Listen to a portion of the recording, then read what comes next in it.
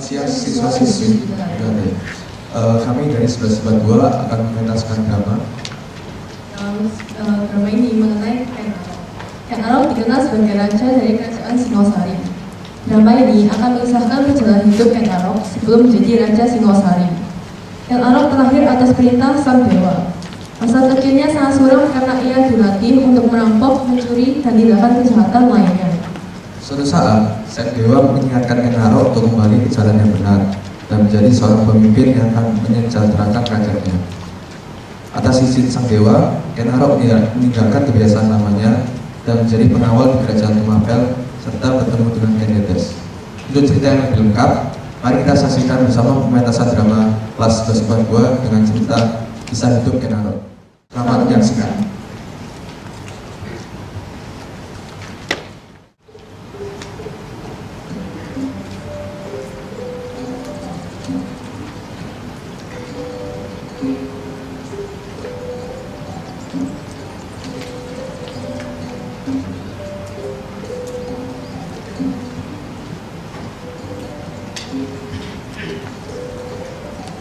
Om Awinam, Astu Awinam, Nama Fikam. Tuhan pencipta pelindung dan pengakhir, semoga tiada penghalang.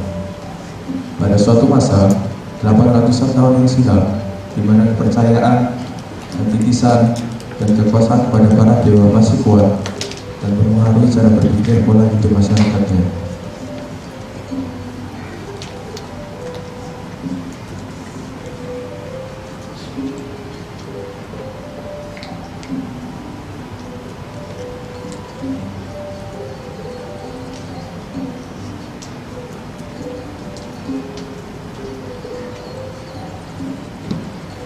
Kendo, dengarlah, aku Dewa Brahma, meminta agar kau menjaga benih anak laki yang kutitipkan dalam garbara ibu.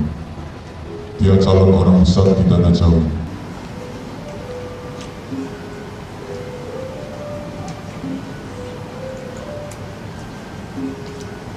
Kendok mengandung seorang anak titipan dewa. Selama mengandung, ia dilarang untuk bersetubuh dengan laki-laki, termasuk suaminya sendiri. Sang suami marah melihat kenyataan itu dan memaksa Kendok untuk bersetubuh. Karena pertolongan dewa, akhirnya sang suami itu mati. Rakyat mulai mengguncingkan kehamilan Kendok. Kendok pergi meninggalkan desa, melahirkan bayinya di sebuah pekuburan, dan pergi meninggalkan bayinya. Kendok membiarkan bayi yang bernama Ken Arok tersebut di pekuburan hingga akhirnya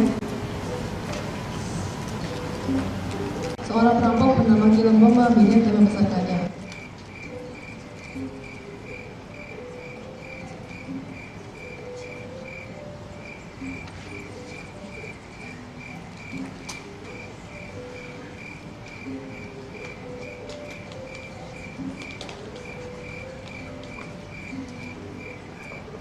Ia mengajarkan bela diri, berenang, dan cara bertahan hidup, terutama kalinya untuk merampok dan mencuri. Seiring Ken Arok mulai mengenal dunia nyata. Ia dipercaya oleh Ki Lembong untuk menjaga kerbau-kerbau hasil curian.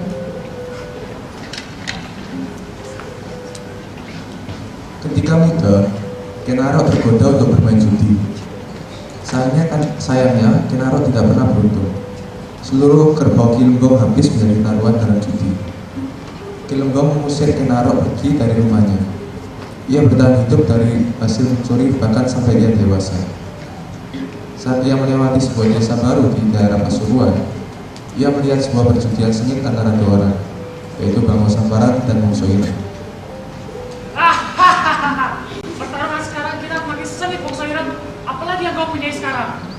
Aku mau tak istrimu menjadi taruhannya. Apa? Baiklah, tapi istrimu juga harus menjadi pertaruhannya. Baiklah. Tunggu. Lebih baik bukan kita yang mengundi. Bagaimana aku memilih satu orang di sini? Serah kau saja. Kau? Aku? Ya. Sepertinya kau bukan berasal dari sini. Siapa kamu? Memang benar, aku bukan berasal dari sini. Namaku Ken Arok. Baiklah, kau sudah tahu peraturannya kan? Putarlah cincin ini. Kalau sudah begini, kita sederhanakan saja. Ada yang pilih putih atau merah? Kalau pilih merah. Kalau tidak aku putih. Putih, putih, Merah, putih, merah. putih. Aku Kau putih. curang, kau curang.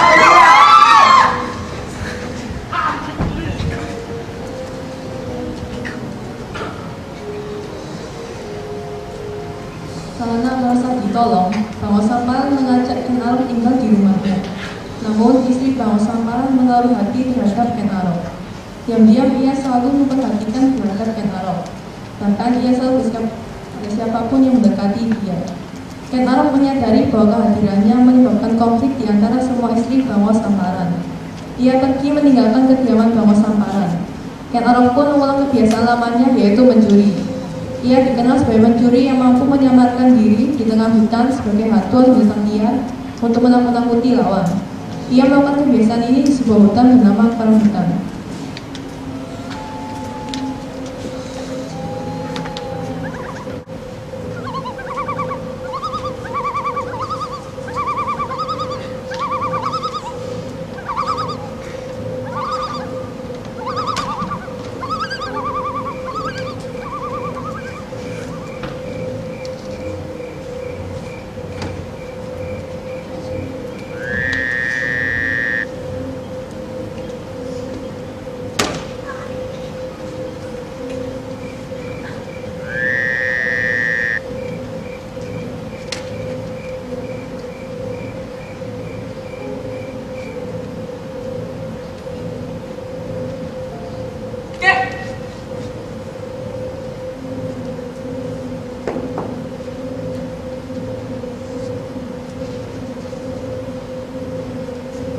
Kenapa kakek begitu takut dengan saya?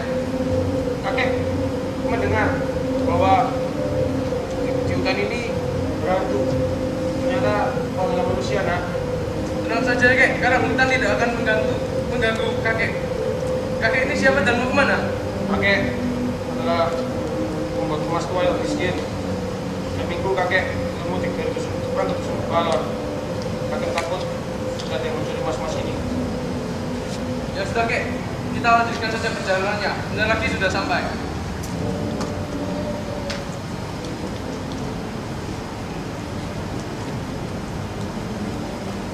Kek, kakek tenang saja. Aku tidak akan mencuri dari seorang miskin. Aku hanya mencuri dari orang kaya dari balon itu. Hahaha.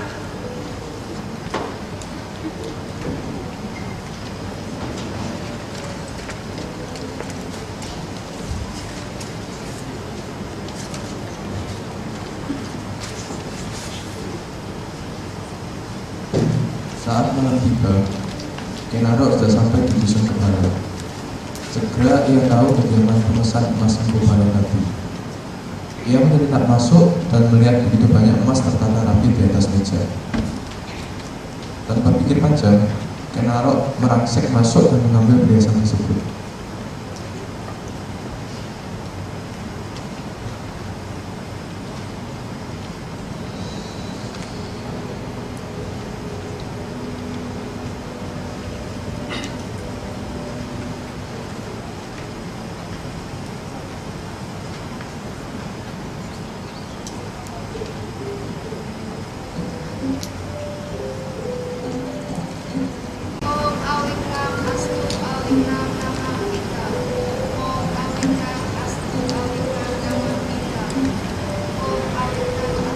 Selamat malam Ken Umar, sebaiknya kamu istirahat.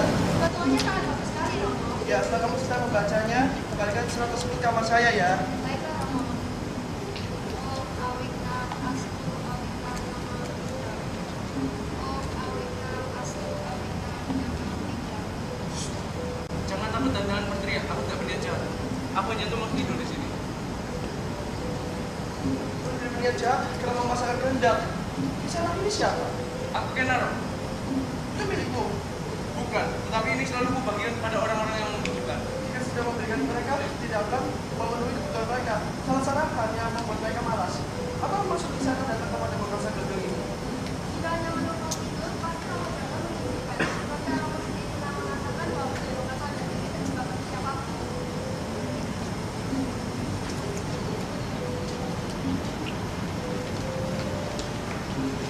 Hasil pun mau menerima Ken Arok dalam padepokannya.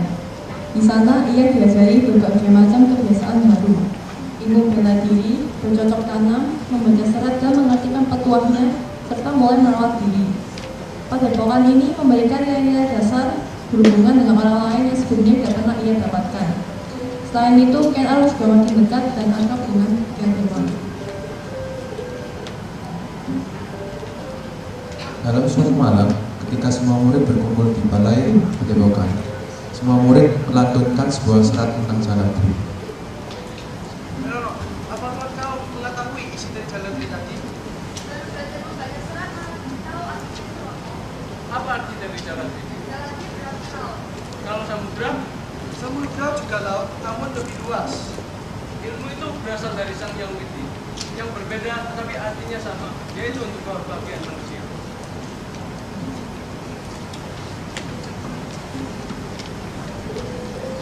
Sejak itu, Ken Arok menjadi murid yang baik dan pintar. Namun, rupanya hubungan Ken Arok dan Ken Umang makin intim dan akrab. Hal ini terjadi di luar pengetahuan isi jaga. Umang, kenapa kamu mau belajar di padepokan ini? Belajar ini, belajar itu? Aneh datang sendiri. Maksudku, kau itu cantik. Semua saudagar kaya pasti memberikan apa yang kau minta. Umang, rupanya kau mengambil jamu-jamu itu. Jangan salahkan Ken Umang, akulah yang telah mengambil jamu-jamu itu. Jamu-jamu itu tidak ada harganya, tetapi mengambilnya tanpa seizinku, berarti kau telah melecehkan ajaranku.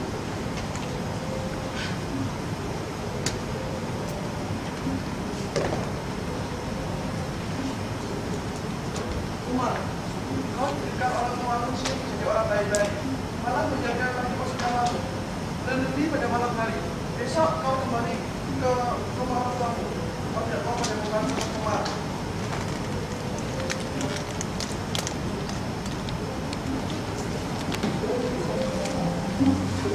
Ken Umang pun menangis meratapi nasibnya.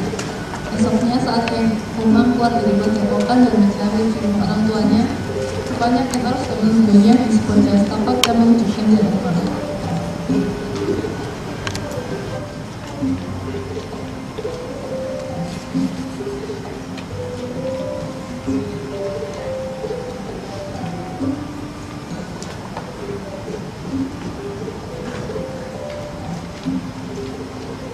Umar, Kakak kemarin belajar juga tidak mendengarkan saja. ku tak bisa pergi tanpa kau Ken Umang.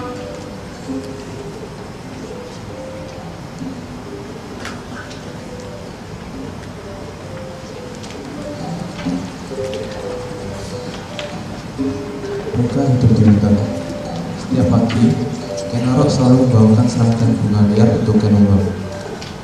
Tidak ada orang lain yang mengganggu kehidupan mereka berdua.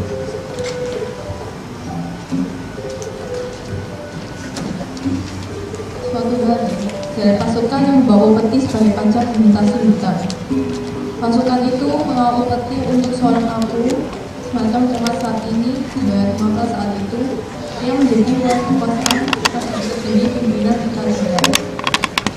Ken Arok menyadari hal ini dan mengulang kebiasaan lamanya sebagai pencuri.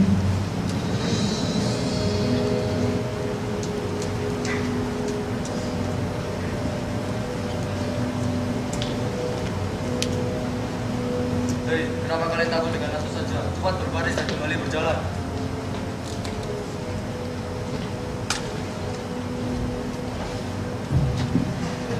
Kabur.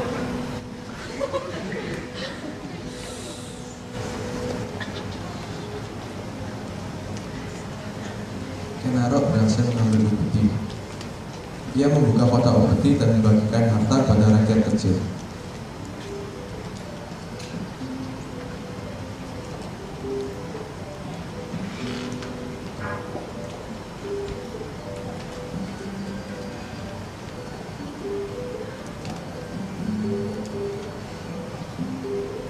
Sepertinya memang kalau ada salah berpikir, kami juga salah berpikir. Bicaramu ini susah dimengerti, seperti janda dari sakegeng. Bukankah hidup akan lebih mempunyai arti jika manusia hidup dengan manusia lain memberikan itu kebaikan? Cukup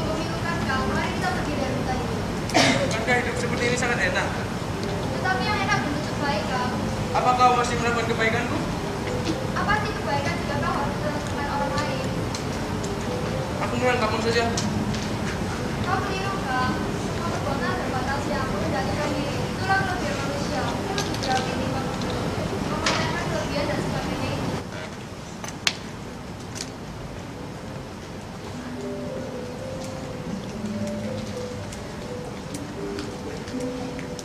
Tunggul Amato, aku Tumangga, penguasa yang tegas dan ditakuti rakyatnya.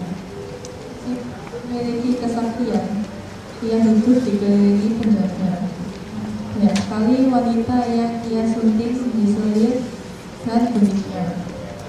Semuanya mengerjakan melayani.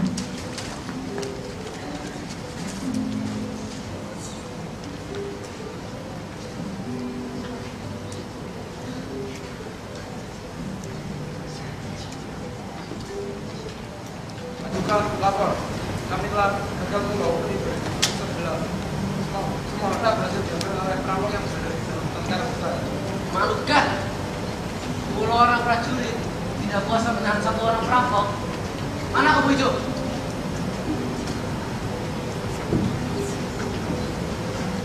Sebenarnya tidak seperti itu Gusti. Hantu karang hutan telah ada hantu hadapi, tetapi semua prajurit kabur dari barisan.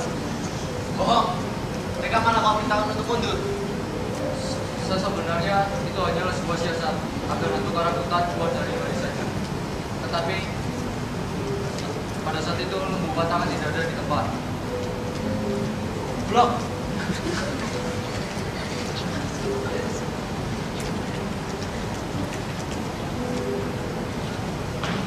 Berapa kali kau ketika gagal mirip? Ini berbahaya. Maka bisa dianggap pembangkang oleh Prabu Garudenis. Tangan. Kenapa kau tidak membantu ke Bojo? Bukankah kau lebih pintar untuk mengatur siasat? Tukang putar sudah menakutkan. Aku tidak hafal Gusti. Kau kan tidak ikut berkelahi. Tambah lapor Gusti. Orang pola bisa belum disukai kesetiaannya. Atau tidak boleh maju. Mana begini jadinya. Lalu bagaimana rencana Gusti? Aku akan turun tangan diri.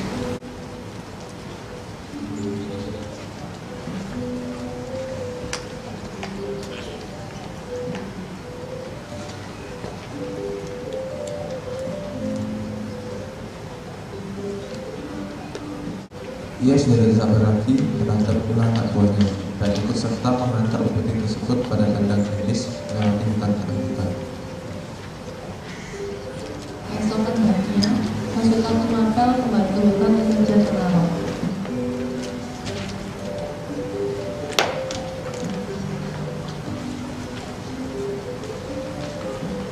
Kau jangan ke sana, di situ banyak sekali prajurit. Sebentar Kang, sepertinya nasib baik tidak selalu diikuti Kapolra. Ada saatnya kita bertemu dan ada saatnya kita berpisah. Cepat lari Kang. Cepat lari Kang, mereka datang.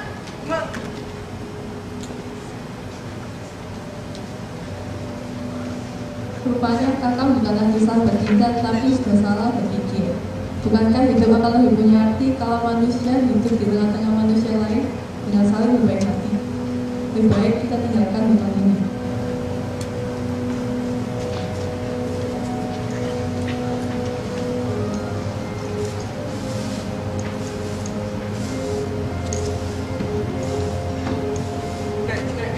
Ada apa anak muda? Kau terlihat sedang kesusahan.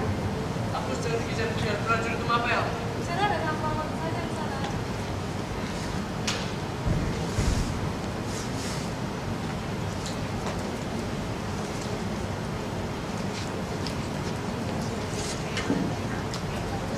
Tentunya hanya manusia terkasih pada dewa yang pantas dilakukan di tanah Jawa. Apakah Dewa Batara sudah menentukan siapa orangnya? Ya, dialah Kenarok, anakku dari desa Pangkot. Kenarok sudah waktunya kau hentikan semua tindakan yang penyesaran orang lain.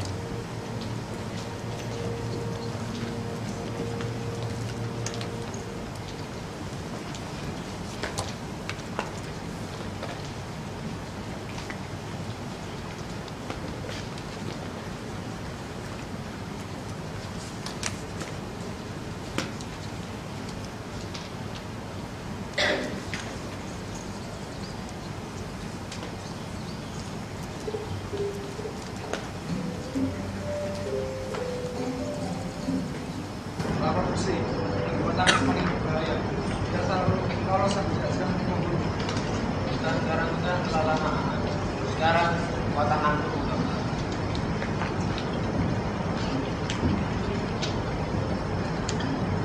Kalau apa Gusti, kamu membawa pendeta Logawe dari jauh, kau mohon kepada Gusti.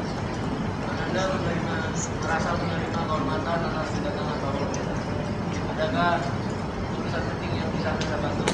Mungkin meminta keras ini hanya Ada yang kecil, tetapi bagi saya ada hal yang sangat penting karena menyangkut masa depan anak-anak saya. Kenapa? Maksud kedatangan saya adalah ingin mengajarkan anak saya untuk mengambil bermabel. Saya memang sedang butuh pengganti. Mana dia, Bapak?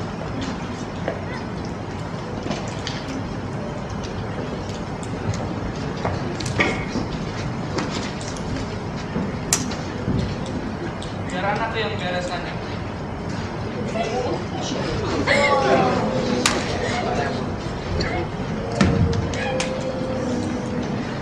Bapak Logawe, yang harap saya terima mengambil di rumah saya. Saya akan menjadi kepala kawal pribadi saya.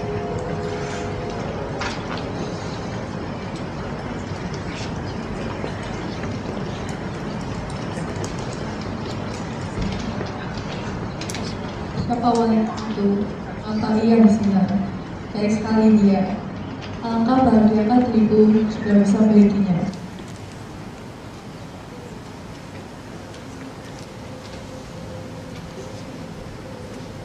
Endetes merenung di tepi sungai.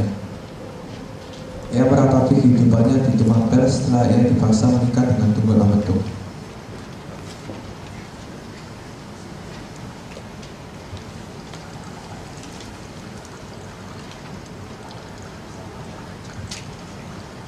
Kau bisa mati, Punggawa. Hamba rela mati setelah Gusti Ayu mengizinkan hamba untuk menikmati wajah Anda. Aku bersuami, Punggawa. Berkawinnya yang terpaksa, apa indahnya Gusti? Itulah kenyataannya. Hidup ini sering merupakan keterpaksaan, tetapi siapa yang berani mengamunya?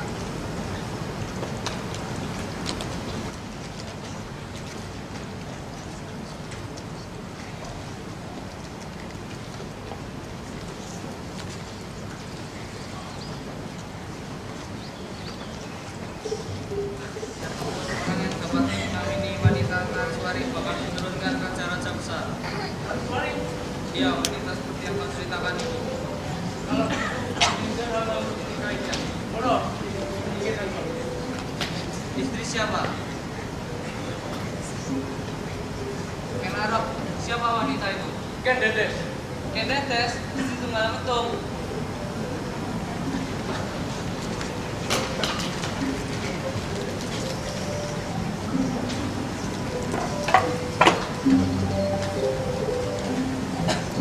Ken Dedes, isi Tunggal Ametung. Edan, anakku ternyata ingin jadi raja.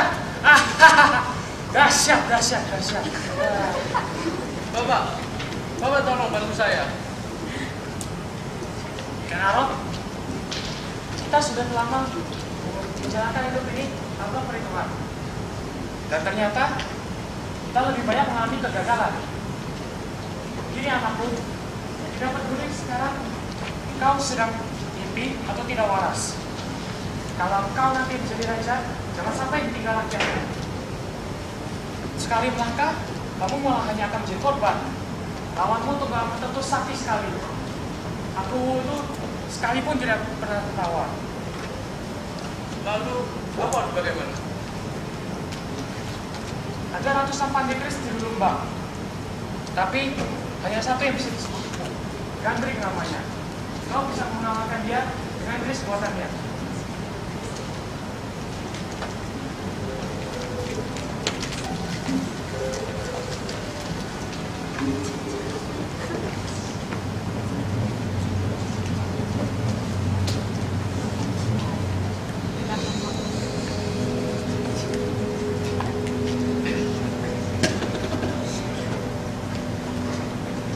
Arok, Bapak Agung kepada Ibu yang berjadwal.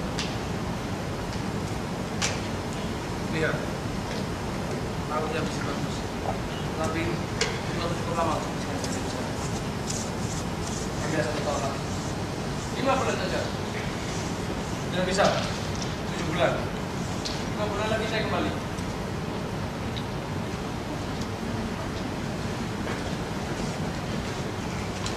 5 bulan kemudian, Ken Arok kembali mendatangi kediaman Empu Bandung.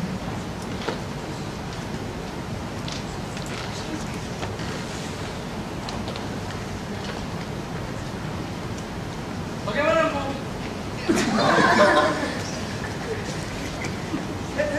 Tidak bisa. Kris ini masih belum sempurna. Bisa-bisa kau salah karena kris itu. Kapan boleh gua wakil? Sebelum perang datanglah lagi kemari. Boleh aku pegang? Kau berani juga tuan, akan celaka dengan kris ini. Aku bersumpah, kalau aku mulia nanti, seluruh anak dan cucumu serta seluruh rakyat akan kumuliakan.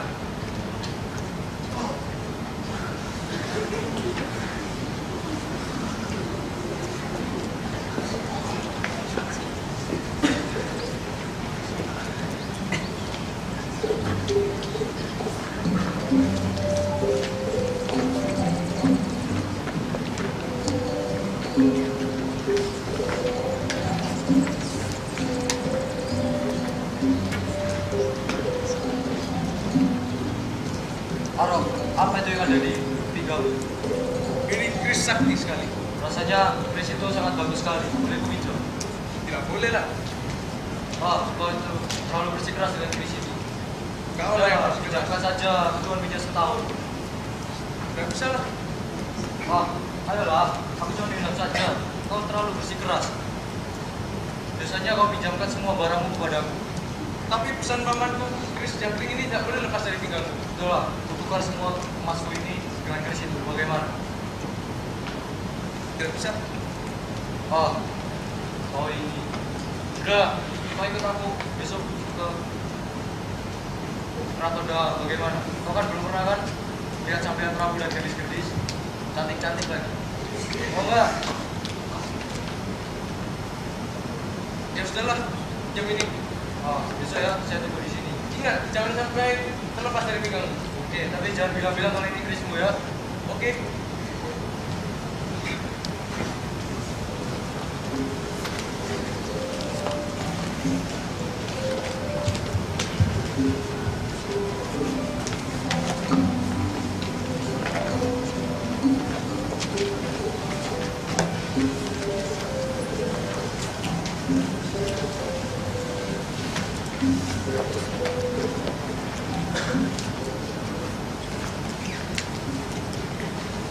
Gusti, itu masih belum jadi. Gila, ini bukan kris sembarangan. Nah, dipakai untuk ngomong orang ya.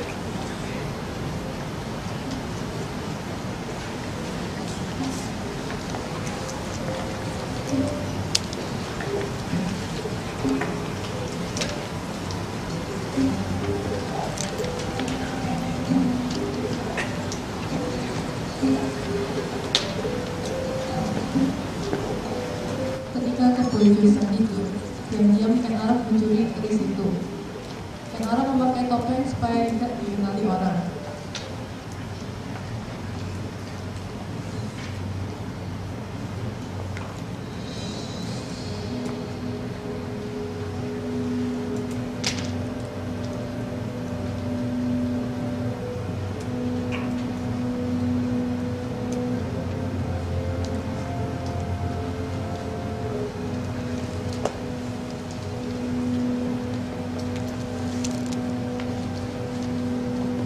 Ken Arok pergi menuju ke Kandahar untuk membunuh Tunggul Ametung.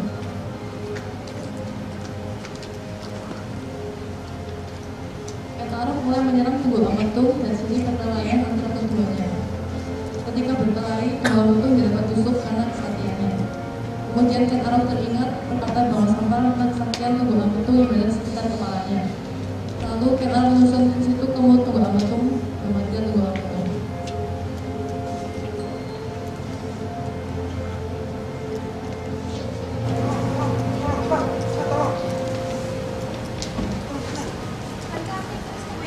Iya, kris Koijo. Ayo, tangkap kamu hijau. Tangkap kamu hijau.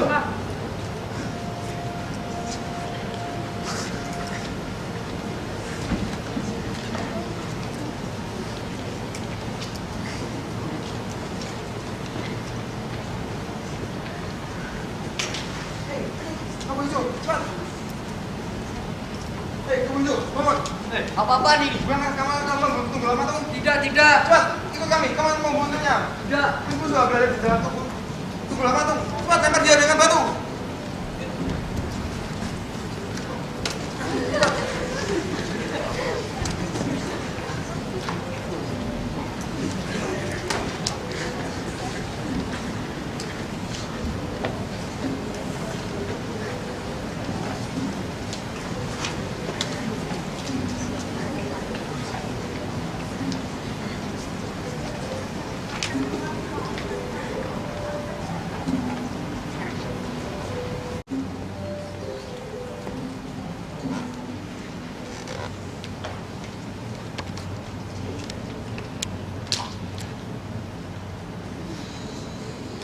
Kini akulah Abu Tumapel yang baru.